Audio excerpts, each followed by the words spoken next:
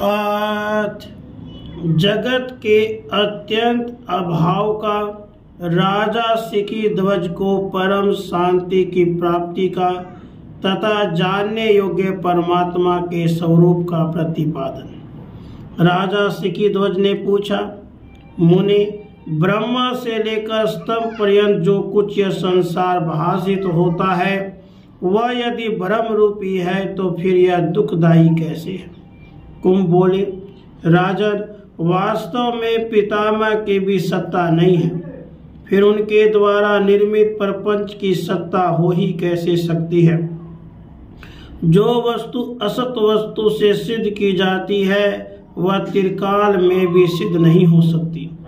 यह जो भूत सृष्टि दिखाई पड़ती है वह मृग तृष्णा जल के समान मिथ्या ही उदित हुई है, इसलिए सुक्ति से रचत ज्ञान के समान विचार से ही उसका विलय हो जाता है।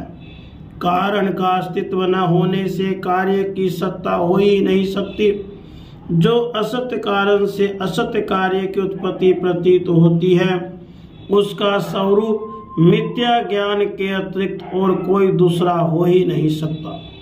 मिथ्या ज्ञान के कारण दिखाई पड़ने वाला पदार्थ किसी काल में भी अस्तित्व नहीं रख सकता। क्या कहीं किसी ने मृग तृष्णा जल से घड़े भरे हैं?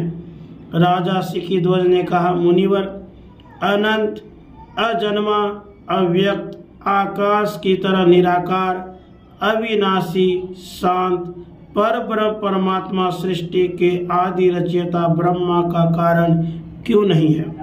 कुंभ बोले, राजन, वास्तव में शुद्ध निर्विशेष अद्वितीय ब्रह्म न तो कार्य है न कारण ही है, क्योंकि निर्विकार होने से उसमें कारणत्व और कार्यत्व का अभाव है। इसलिए वस्तुतः ब्रह्म न कर्ता है न क्रम और न कारण ही है, उसका न कोई निमित्त है और न कोई उपादान है। वह तर्क का विषय नहीं है, तब अविज्ञेय है। जो अतर्क, अविज्ञेय, शांत, विकार शून्य और कल्याण रूप है, उसमें कर्तृत्व और भोक्तृत्व किस तरह, किसका, किससे और किस समय होगा? अतः यह जगत वास्तव में किसी से उत्पन्न नहीं है और न इसकी सत्ता ही है। इसलिए आप न करता है और न भोगता है, किंतु सब कुछ शांत, अजन्मा, कल्याणमय ब्रह्म ही है। वास्तव में कारण की सत्ता ही नहीं है, इसलिए यह जगत किसी का भी कार्य नहीं है, क्योंकि कारण का स्वरूप न रहने से जो कार्य स्वरूप दिखाई देता है वह केवल भ्रम से ही है। किसी का कार्य न होने से सृष्टि का तीनों कालों में अत्यंत अभाव है। यह जगत जब किसी भी कारण का कार्य नहीं है तब अनायास समस्त पदार्थों का मिथ्यात्व सिद्ध हो जाता है। पदार्थों का मिथ्यात्व सिद्ध हो जाने पर फिर ज्ञान किसका? और जब ज्ञान का ही अभाव सिद्ध हो गया तब अहंकार का कोई कारण ही नहीं रहता। इसलिए राजन, आप शुद्ध मुक्ति है, फिर बंधन और मोक्ष की बात ही क्या है? राजा सिकिध्वज ने कहा, भगवान, मैं वास्तविक तत्व को जान गया। आपने बहुत ही उत्तम और युक्ति युक्त कहा है। मैं यह भी समझ गया कि कारण का अभाव होने से ब्रह्म भी जगत का कर्ता नहीं है। अतः कर्ता के अभाव से जगत का अभाव है और जगत के अभाव से पदार्थ का अभाव है। इससे उसके बीच चित आदि का भी अभाव है और इसी से अहमता आदि की भी सत्ता नहीं है। इस प्रकार की स्थिति होने पर मैं विशुद्ध ही हूँ, सर्वज्ञ हूँ, कल्याण स्वरूप हूँ, क्योंकि परमात्मा से भिन्न दृश्य विषय कुछ है ही नहीं, यह आपने मुझे समझा दिया। इसलिए सब पदार्थों का स्वरूप जान लेने पर अहम आदि से लेकर अंत तक जितने दृश्य पदार्थ हैं वे सब असत रूप ही भासते हैं। इसलिए मैं आकाश की भांति शांत हुआ संभाव से नित्य स्थित हूँ। अहो, देश, काल, कला एवं क्रियाओं से युक्त यह जो जगत के पदार्थों की नाना दृष्टि थी वह दीर्घ काल के बाद शांत हो गई, अर्थात मुझे दृश्य जगत के अभाव का ज्ञान हो गया। अब केवल अविनाशी शांत ब्रह्म ही स्थित है। अब मैं शांति में मुक्त स्वरूप और परिपूर्ण हूँ। मैं क्रिया, उत्पत्ति और विनाश से रहित हूँ। मैं अतिशय शुभ कल्याण स्वरूप विशुद्ध परमात्मा स्वरूप हूँ। श्री वशिष्ठ जी कहते हैं, रघुनंदन, राजा शिखीध्वज पूर्वोक्त रीति से परब्रह्म में विश्राम पाकर 2 घड़ी तक वायु रहित स्थान में दीप शिखा की तरह निश्चल तथा शांत चित्त हो गए। फिर जब राजा शिखीध्वज निर्विकल्प समाधि में स्थित थे, तब अपनी सहज लीला भरी वाणी से कुंभ ने उन्हें तत्काल जगाया। कुंभ ने कहा, राजन, अब आप अज्ञान रूपी निद्रा से जाग गए हैं और कल्याण रूप होकर स्थित हैं। प्रिय, जब परमात्मा का एक बार स्पष्ट रूप से अनुभव हो जाता है, तब उसके लिए समस्त अनिष्टकारक पदार्थों का अभाव हो जाता है। अतः अब आप समस्त कल्पना रूपी दोषों से रहित हो जीवन मुक्त बन गए हैं। श्री वशिष्ठ जी कहते हैं, श्री राम, जब मुनि श्रेष्ठ उस कुंभ ने राजा शिखीध्वज को इस तरह समझाया, तब वे ज्ञानी हो गए और महामोह से रहित हो शोभा पाने लगे। तब कुंभ ने कहा, महाराज, मैंने पहले जिस आत्म तत्व का उपदेश दिया था, उसे ग्रहण कर अज्ञान रूपी आवरण से मुक्त हो जाने के कारण आप दिव्यमान होकर खूब शोभा पा रहे हैं। अब आपको जानने के लिए जो कुछ बच गया उसे सुनिए। राजन, यह जो कुछ भी सथावर जंगम नानाविध आकार प्रकार से भरा हुआ जगत दिखाई पड़ता है, वह सब कल्प की समाप्ति में विनष्ट हो जाता है। उसके बाद जब महाकल्प की लीला समाप्त हो जाती है, तब एकमात्र प्रसन्न गंभीर सर्वव्यापक सच्चिदानंद परमात्मा ही अवशिष्ट रह जाता है। वह परमात्मा केवल चिन्मय, विशुद्ध, शांत, परम अनंत, संपूर्ण कल्पनाओं से रहित परम दिव्य ज्ञान स्वरूप है। वह तर्क रहित, अविज्ञेय, सम स्वरूप, कल्याणमय, निंदा रहित, ज्ञान से परिपूर्ण एवं निर्वाण ब्रह्म स्वरूप है। इसलिए राजन, परमात्मा से भिन्न कोई भी दूसरी कल्पना इस संसार में है ही नहीं। आपको जो निर्मल परमात्म तत्व ज्ञात हुआ है, वही परिपूर्ण और अविनाशी ब्रह्म है। संपूर्ण आकार प्रकारों से युक्त हो प्रकट हुआ सा वह सर्वस्वरूप होकर सदा ही स्थित रहता है। प्रत्यक्ष आदि परमाणु से अगम्य होने के कारण वह निर्वचनीय, अति उत्तम और विलक्षण पदार्थ है। वह सर्वस्वरूप परमात्मा सबका आत्मा है। वह अति सूक्ष्म, शुद्ध और अनुभव स्वरूप है। वह वास्तव में न करता है, न कर्म है और न कारण ही है।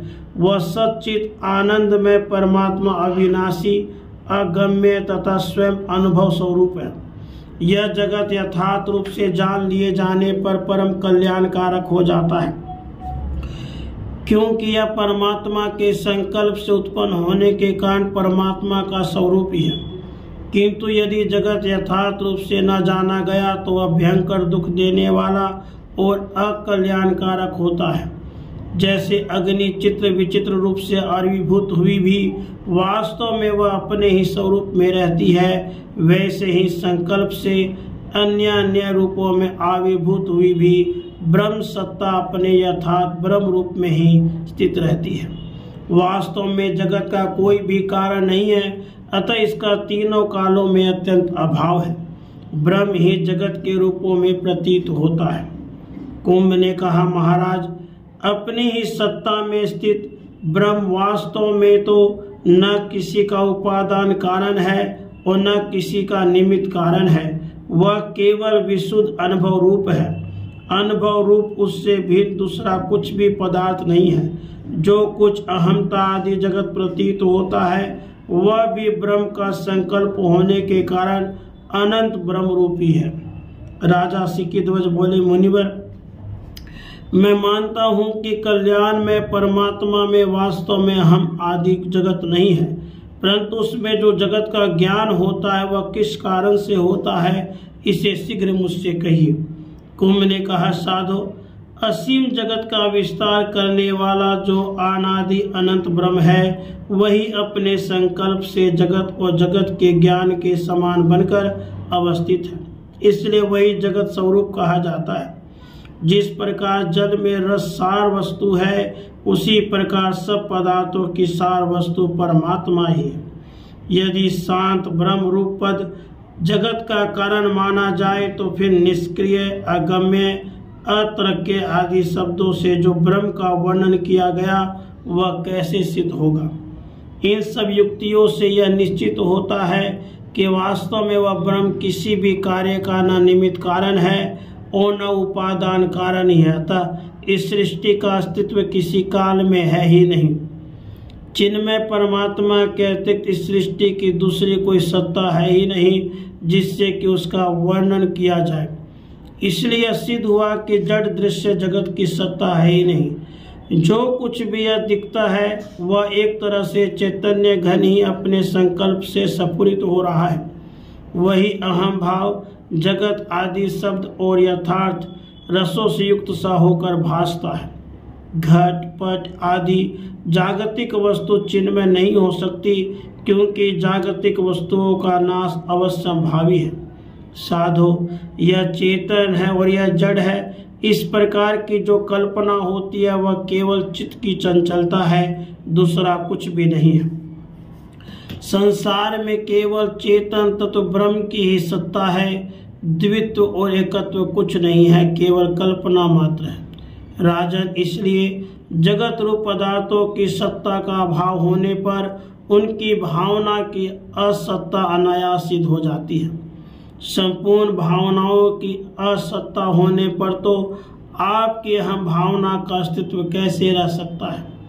अहम भाव का अभाव होने पर फिर दूसरा बचता ही कौन है जिसे कि चित्त कहा जाए। इसलिए चित्त ही अहम रूप है। अहम अर्थ से भिन्न दूसरा चित्त पदार्थ है ही नहीं और जीव ब्रह्म भेद तथा दृष्टा और दृश्य का भेद भी नहीं है। अतः वासना से रहित शांत मन से युक्त और मौनी हो जाने पर आप अनंत सच्चिदानंद में हो जाते हैं। शुद्ध चैतन्य दृष्टि के संबंध से जड़ पदार्थों की कदापि सिद्धि न होने के कारण जड़ पदार्थों की भावना का भी अभाव हो जाने से भावना जनित जीव रूप नहीं रहता, केवल स्वयं परमात्मा ही रहता है। सब ब्रह्म स्वरूप ही है इत्यादि वेदांत भावना से जनित ब्रह्म साक्षात्कार द्वारा केवल चिन्मय ब्रह्म के ही प्रकाशित हो जाने पर फिर शोक कहाँ। फिर तो शोक का अत्यंत अभाव हो जाता है। समस्त द्वैत का बाध हो जाने पर एक ब्रह्म रूप ही रह जाता है। वह ब्रह्म विशुद्ध कारण शून्य शाश्वत एवं आदि और मध्य से रहित है। राधे कृष्ण, राधे कृष्ण।